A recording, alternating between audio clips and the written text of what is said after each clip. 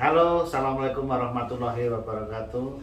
Selamat datang di channel pertanian. Jadi kita punya misi, misinya adalah memajukan pertanian Indonesia pada khususnya. Ya, Pak. Kita yang sekolah-sekolah pertanian ini ya sebisa mungkin membantu masyarakat untuk melakukan sosialisasi teknologi yang bisa dimanfaatkan oleh petani-petani kita. Kali ini yang kita bahas tentang petani teh atau pekebun teh.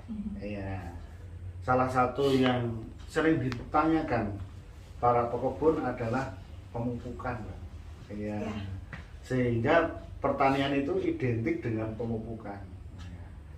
Sekarang ini kita dengan ahli pemupukan dari PPTK, dengan Mbak Restu Wulansari. Ya. Pagi Mbak. Pagi Pak. Ya. Jadi ya, Mbak Restu, pertanyaan pertama. Boleh. Kita mulai dari pembibitan teh, kemudian nanti TBM teh dan TM. Itu apakah perlu dipupuk dan efeknya apa kalau nggak dipupuk? Oke. Ya. Ini pertanyaannya sungguh kritis ya Pak. Ya. Oke. Jadi para sobat pertanian umumnya, jadi kalau kita bicara tanaman teh ya Pak, mulai dari pembibitan itu faktor utamanya selain pemupukan adalah dari bahan stek Pak. Jadi tidak hanya kita mengupayakan dipupuk, bila bahan steknya juga kurang baik, itu mempengaruhi kualitas bibit. Nah, biasanya pada saat kita bicara pembibitan dulu ya Pak ya, pada saat persiapan tanam itu kita menggunakan polybag.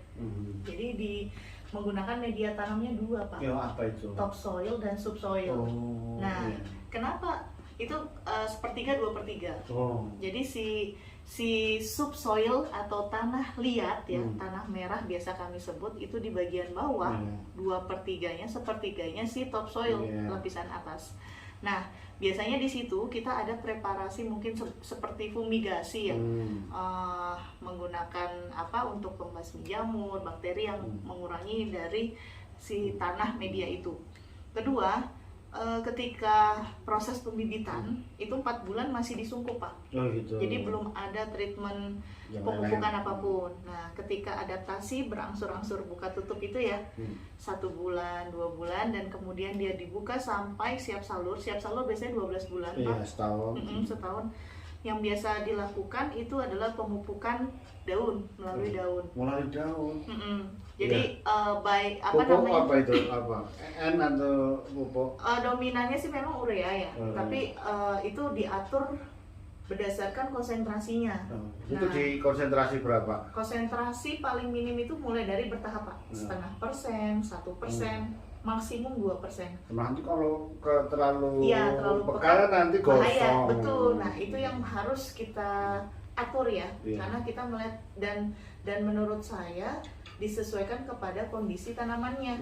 Jadi kalau memang hanya cukup dengan pemberian irigasi saja, misalnya kering ya Pak, itu hanya air saja kayak gitu. Jadi lebih kepada kondisional. Berarti belum tentu dipupuk kalau memang sudah seger kalau ya udah bagus. Menurut saya itu cukup. Iya. Lebih bagus sih memang pupuk hayati gitu ya. Daripada kosong. Iya, betul Pak. Nah, kalaupun mau itu bisa ditambahkan dengan bahan organik yang sudah matang ya, kompos-kompos masuk ke media itu juga bisa. Gitu. Nanti setelah 12 bulan umumnya 8 sampai 12 bulan itu siap salur. Nah, setelah itu kita pindah ke TBM Pak. Tanaman belum menghasilkan. Iya, itu kapan memupuknya, jenisnya apa? Iya. Nah, itu sebelum kita masuk ke TBM kita siapkan dulu lokasinya Pak. Mau di mana TBM. Nah, kalau untuk sekarang mungkin bisa saja itu namanya bikin lubang dulu. Betul. Atau langsung dibuat dipreparasi lahan dulu Pak, persiapan lahan, dibuatin lubang berdasarkan jarak tanam yang ditentukan ya Pak. Kemudian lebih baiknya memang kita masukkan juga dengan bahan organik ya, seperti kompos atau bahan-bahan seresah yang di situ. Kemudian setelah siap bibit itu dibawa ke lokasi, ke TBM, jangan lupa dibuka plastiknya ya Pak. Iya. Nah dari situ nanti setelah penanaman kita melihat untuk penentuan dosis pupuk TBM berdasarkan kadar bahan organik. Oh, berdasarkan beda-beda ya. Beda-beda, jadi kita harus tahu kadar bahan organik itu di kriteria rendah, sedang ataukah tinggi. Itu kalau itu pakai pupuk dasar nggak? Iya, bisa pupuk dasar normalnya. Nah itu kalau bahan organiknya mungkin di atas 5%, mempengaruhi kepada dosis si NPK-nya gitu. Itu kami sudah ada ya standar baku untuk TBM. Untuk TBM saat ini itu nggak pakai dolomit, nggak pakai RP gitu. Enggak. Kalau di teh nggak pakai. Nggak pakai. Beda ya Pak ya dengan komoditas lain. Iya. Nah, jadi diupayakan bersih dari kotoran, seresah, yang terkena jamur akar kan ada ya Pak yang sudah terinfeksi. Nah itu tidak disarankan untuk di lokasi itu. Nah, kalaupun itu mungkin bisa sifatnya sebagai infilling Pak, penyisipan tanaman ya. Kalau yang tanaman banyak bolong-bolong gitu. Terus pupuk pertama kali di TBM umur berapa? Kalau TBM itu biasanya 3 tahun ya, 3 tahun. Oh, jadi setahun nggak pupuk? Selama TBM itu ada TBM 1, 2, 3 gitu ya. Nah, pada TBM 1 itu pupuk pertama. Iya. Ibaratnya dia dosisnya lebih sedikit, hanya intervalnya lebih sering. Jadi kayak anak bayi makan sedikit-sedikit. Iya.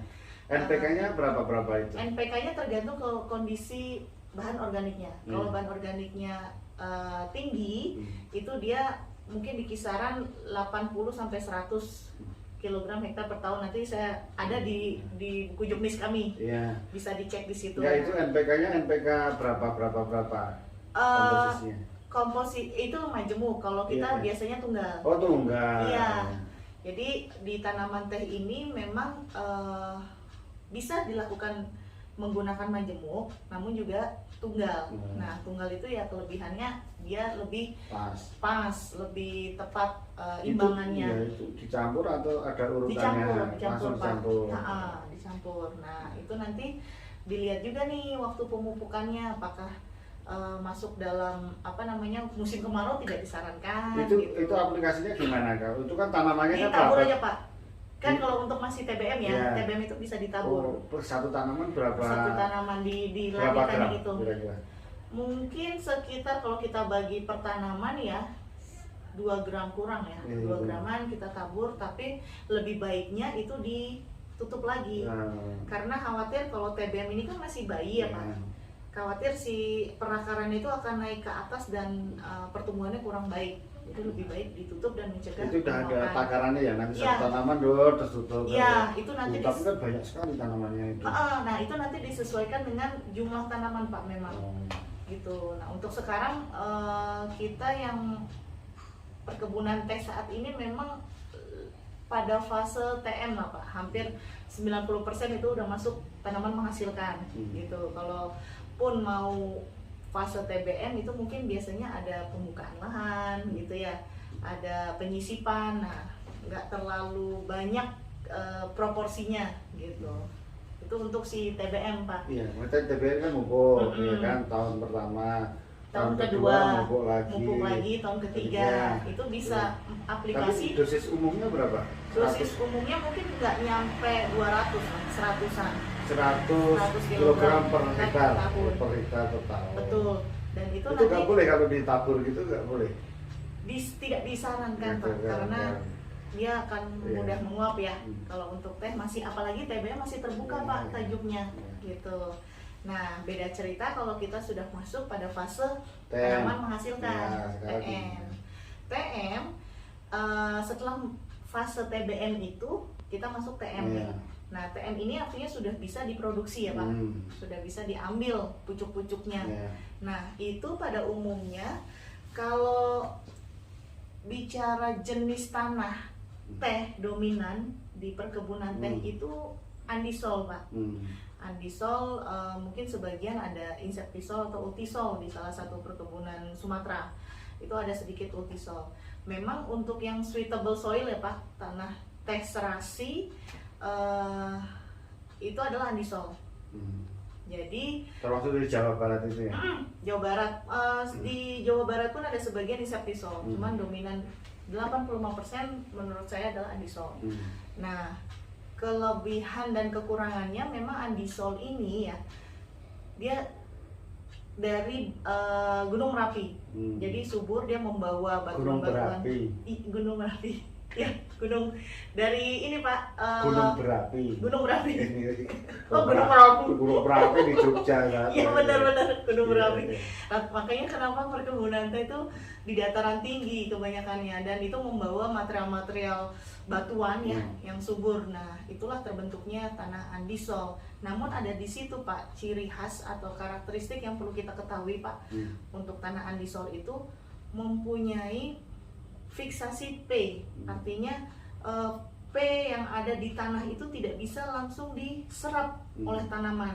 Itu memang apa ya, karakteristik unik di tanah tersebut. Nah, ini sekarang contohnya, tadi kan pupuknya kan NPK.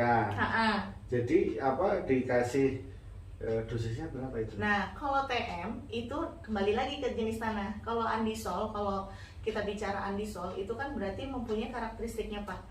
Artinya kita memberikan pupuk P-nya itu memang untuk TM itu disesuaikan pada N. Semuanya kriterianya N karena N itu makro. Pupuk ureanya misalnya di situ. Nah, kalau itu kisaran dari 250 sampai 400 maksimum ya kilogram per hektar per tahun. Iya. Itu sudah NPK-nya total. N-nya saja Pak, N-nya. Nah, kalau P, K, dan NG itu mengikuti N. Seperti itu. Nah, kalau TM ini memang lebih spesifik lokasi, spesifik blok itu bisa berbeda tiap blok, tiap dosis gitu ya. Nah, dari situ juga. Maksudnya mengikuti tadi gimana?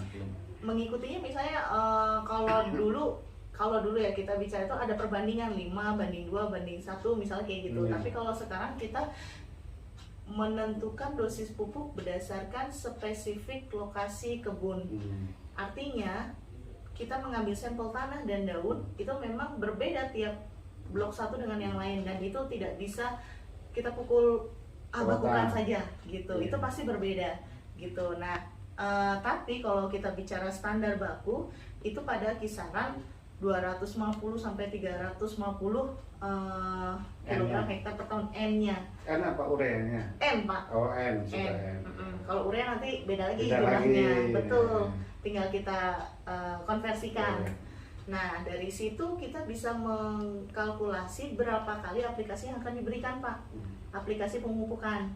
Jadi biasanya berapa kali setahun? Idealnya 3 sampai 4 kali setahun TM ya. Bagusnya sih 4. Misalnya nah, syarat pemupukan untuk kriteria N ya Pak, tadi N itu minimal 60 kg per aplikasi diberikan, maksimum 100 kg per aplikasi. Jadi misal per hektar. Jadi misalnya dalam setahun kita ada 300 kg N yang harus diberikan ke blok itu. Nah, berarti aplikasinya bisa 3 sampai 4 kali. Kalau 3 kali per aplikasi itu 100 kg. Selama 3 kali. Dalam setahun, nanti aplikasi semester 1 berapa, 2 berapa gitu ya. Nah, kemudian kalau ternyata kurang dari 100 itu masih di antara paling minim 60 itu masih bisa. Ya, itu misalnya tadi range-nya. Itu N ya. Ini contoh kasusnya. Itu biasanya untuk yang pernah P-nya berapa itu? Kalau P-nya tuh kisaran 60 sampai 120 ya. Nah, itu P-nya. Iya. Itu boleh apa? SP36 boleh SP gitu. Biasanya sih RP enggak boleh. SP36, ya. SP Pak. Kalau umumnya di tanaman teh ya. Iya. Nah, terus KCL-nya? KCL-nya itu lebih kalau tadi P-nya itu mungkin di kisaran 60 sampai 120 benar ya. Kalau K-nya itu mungkin 60 sampai 180 kisaran. MG-nya tuh 30 sampai 75. Jadi disesuaikan kriteria hara tanah. Oh iya, itu kan standarnya ya. Standar di faktor koreksi. Betul. Nah, ada satu Pak, tadi belum saya sampaikan. Kalau tadi kan pemupukan melalui akar, ya, diberikan ke tanah. Ya itu baru mau saya tanyakan. Aduh, itu, udah ini nih. Itu ditabur apa di poket Ya, atau di apa? di tugal Pak. Ya poket. Di poket ya. Nah itu pupuk utamanya. Iya. Utamanya di tanaman teh, Iya. si NPK-nya itu. Tapi bisa juga kita punya istilah tuh pupuk sebagai suplemen. Itu yang diberikan melalui daun. Tujuannya apa? Untuk membantu recovery si tanaman kalau sakit. Itu N ya. Apa aja bisa Pak, tapi bentuknya cair, Iya. bisa dicairkan gitu. Pakai drone boleh juga tuh? Boleh. Gitu. IT masuk Pak. Iya. Ya, memang harus biar apa teh itu lebih banyak teknologinya. Iya, maksudnya tadi kan harus ditugal di poket. Apalagi teh itu kan di slope-nya ada kemiringan. Iya betul. Kalau di apa nanti terbawa air Hilang. tercuci lah kan gitu. Ya. Makanya ditugal. Gitu. Apa nggak payah ya? Kalau rapat itu gimana Mbak? Nah kalau itu ada kriterianya Pak. Kalau mungkin tajuknya terlalu rapat ya, disarankan apalagi apa namanya kepada kemiringan yang lumayan itu bisa ditabur karena kondisinya dia sudah rapat. Tapi kalau masih terbuka dan datar, tugal. Gitu. Dan kalau pupuk daun bisa diberikan biasanya untuk unsur-unsur mikro. Tadi mau saya tanyakan. Belum. Makanya berarti saya udah tahu dulu ini. Iya, maksudnya kan tadi kan cerita makro. Iya. Apa mikro juga penting? Penting Pak, penting. Jadi apa sih itu? bisa aja dia diberikan ZN, ya kan? Umumnya itu untuk pertahanan penyakit, ketahanan penyakit dan juga mempengaruhi pada pertumbuhan pucuk. Biasanya nah, umumnya ZN. Nah itu bisa juga di mix. CU apa enggak? Belum pernah ya? Apa gitu? Iya itu berdasarkan kondisi aja sih Pak. Yang umumnya memang banyak ditemukan itu kekurangan ZN untuk di teh. Mikronya ya. Iya. Nah kalau itu bisa dimix Pak. Misalnya pupuk N atau urea dimix dengan si ZN 1%, kemudian dicampur disemprot kayak gitu. Itu tapi bukan sebagai pupuk utama ya Pak ya. Karena berbeda ininya konsepnya gitu untuk penyerapan di daun gitu. Itu ngomong-ngomong. Teh itu kan pendek terus, umurnya kan beda-beda. Iya. Itu mempengaruhi dosis enggak itu? Kalau itu namanya tahun pangkas Pak. Ya gimana? Jadi tahun pangkas itu kita ada 4 tahap. Tahun pangkas 1, 2, 3, 4. Memang untuk kalau bicara produktivitas, yang paling produktif adalah di TP2 dan 3. TP itu tahun pangkas ya. TP2 dan 3. Nah, itu mempengaruhi kepada dosis apa enggak gitu ya. Umumnya sih itu pembagian apa namanya dari aplikasi Pak. Dari aplikasi. Kalau itu mempengaruhi otomatis ya. Karena yang 2 dan 3-nya paling produktif. Jadi untuk perhitungan dosis berbeda. Gitu. Nah nanti kenapa tanaman teh pendek terus ya untuk memudahkan pemetikan salah satunya dan apa ya panorama alam gitu ya cantik. Maksudnya kan itu ada yang umurnya 100 tahun apa sama yang 30 tahun dosisnya beda enggak? Kalau untuk klon ya kan ada yang klonal, seedling itu bisa berbeda Pak. Tapi kalau untuk dari segi umur kalau bisa dilihat dari itunya bisa tetap menjadi faktor apa ya faktor penentu sih bisa berbeda gitu. Terus apalagi ini klon tadi. Iya. Kalau yang sinensis sama Asamika beda nggak dosisnya? Sama. Kalau untuk yang berbeda itu yang biasanya seedling Pak. Seedling itu butuh lebih banyak ya. Iya, apalagi dia lebih tua kan dan kerapatannya tidak serapat siapa si Asamika atau klon gitu. Itu berpengaruh juga dari makanya kita perlu tahu Pak. Pemupukan itu ada 5T. Tepat jenis, tepat cara, tepat dosis, tepat waktu dan tepat imbangan atau formula. Gitu. Itu yang perlu ini karena sekarang pupuk udah mahal, tapi ketika aplikasinya tidak tepat, nah sayang dan itu. terakhir ada tepat lagi. Iya. Tepat uangnya. Cocok. Itu yang utama, tepat uang. Jadi 6 dong Pak ya. Iya, 6 T. Setuju Pak. Yang terakhir Mbak. Ya. Tadi kita ngomongkan pupuk tunggal ya. boleh nggak pakai pupuk majemuk? Boleh. Nah, meskipun komposisinya kan sudah pabrikannya. Udah pabrikan ya, boleh Pak. Tapi yang paling tepat kan dihitung-hitung mana ya kelebihan sedikit kan nggak Betul, apa-apa, betul. daripada udah praktis gitu. Betul Pak, boleh sekali.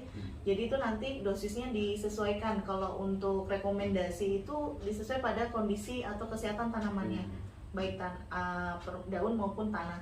Itu bisa kita buatkan Pak. Nah, apalagi kita di PPTK ada pelayanan jasa ya, untuk rekomendasi pupuk. Nah, itu bisa kami hitungkan juga kebutuhan baik tunggal maupun majemuk gitu, beserta teknis pemupukannya. Silakan. Oke, terima kasih Gitu. Mbak Restu. Ya. Nampaknya sudah cukup jelas ini Ya, untuk memberikan semoga gambaran membantu. bagaimana pemupukan yang ada di tanaman teh dari pembibitan, TBM, dan TM. Baik jenisnya yang dari jenis, dosis, formula, cara, dan waktunya tadi. Iya. Mudah-mudahan bermanfaat bagi petani seluruh di Indonesia. Jumpa lagi nanti dalam Ya, topik-topik yang lain siap, Pak. tentang pertanian. Terima kasih. Assalamualaikum warahmatullahi wabarakatuh.